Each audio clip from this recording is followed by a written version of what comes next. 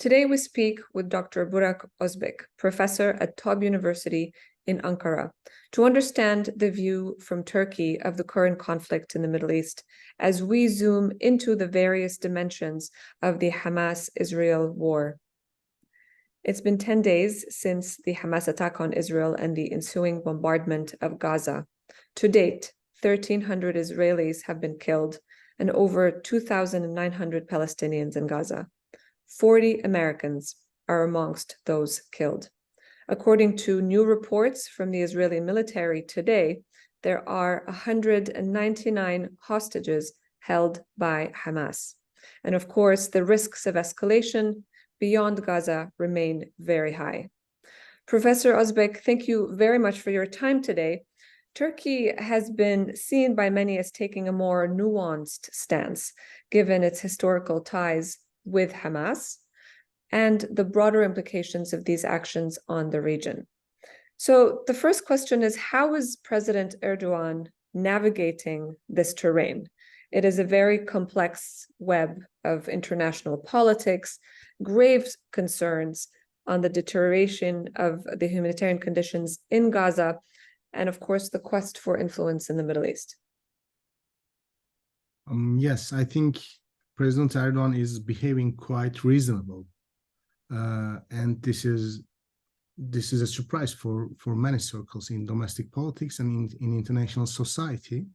But I think this is very normal because in the last decade, Turkey have learned many lessons from its Middle East policy. Following the Arab Spring, Turkey supported revolutionary movements, and this created a repercussion in Gulf countries, in Egypt, in Israel, and Turkey has been isolated from the Middle East. And following the May elections, Erdogan is trying to restore its relations with the status quo states of the Middle East. So he doesn't want to be a radical supporter of Hamas, and he doesn't want to be isolated from the rest of the region. That's why he is behaving in a reasonable way. Mm-hmm. And there are, many Islamist groups in domestic politics, and that there are some Islamist political parties in the opposition, and the voter base of the Erdogan's party is quite conservative. They are, of course, supporting, Hamas case or Palestine case, but Erdogan is trying to behave in a reasonable and balanced way, suppressing their reaction and performing in a different way in international, society. So I think this is being appreciated by many, circles, including opposition circles in Turkey, because this type of foreign policy making is very similar to the, 1990s, because, isolating romanticism, ideology, identity from foreign policy making is a very, old style Turkish foreign policy making, and it was good for many people in Turkey. Now Erdogan is not, holding the flag of Hamas, is not holding the flag of Islamism, is not a romantic guy in this case. Now he is desiring to be perceived as a reasonable, moderate guy in the middle of this crisis. And how will this impact Turkey, his relationship in particular with Hamas and his party, given the historical relationship with Hamas? I think Erdogan learned how to play a multidimensional game in the last decade. For example, Turkey has, close relations with Russia. In the meantime, Turkey is a NATO member.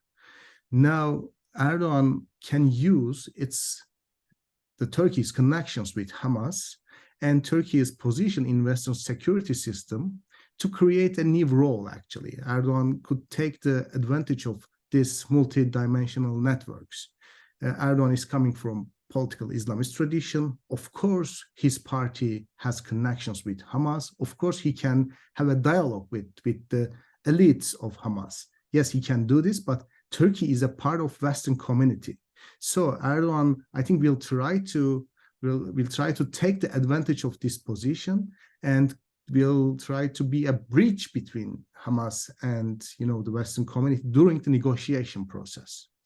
And is Turkey taking a proactive role in that process currently? Because we have been looking mostly at Egypt and Qatar, and Secretary of State Tony Blinken's travels did not include Turkey.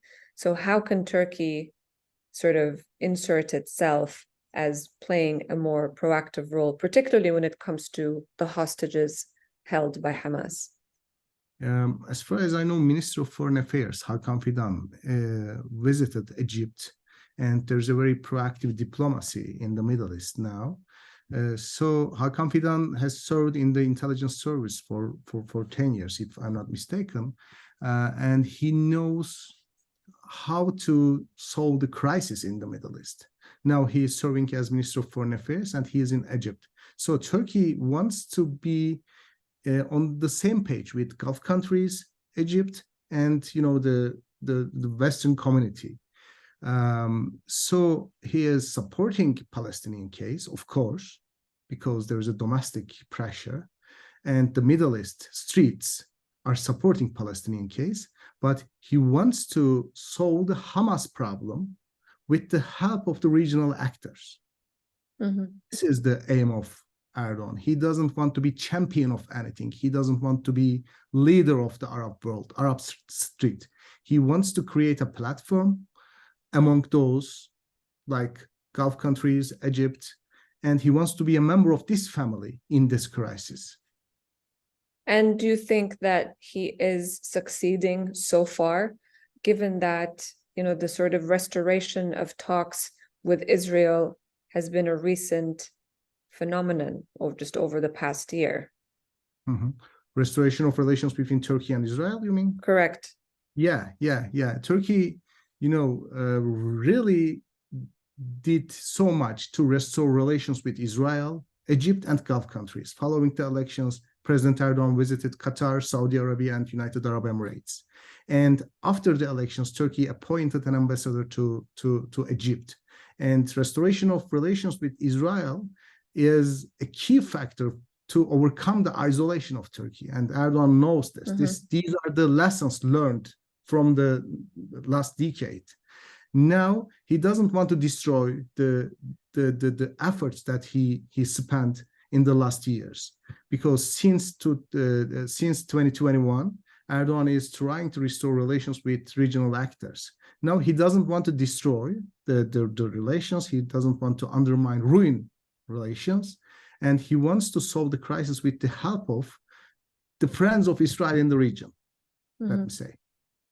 And how do you think this new approach will impact U.S.-Turkey relations? I think U.S.-Turkey relations are poisoned by the U.S. support for the Kurdish groups in the northern Syria. This is the main issue. The ISIS is a very, prior threat, imminent threat for the United States, and the Kurdish groups are fighting against ISIS, and the United States is supporting the Kurdish armed groups in the northern Syria. But in the meantime, these armed groups are linked to PKK, which is regarded as a terrorist organization by Turkey. And this is poisoning the relations between Turkey and the US.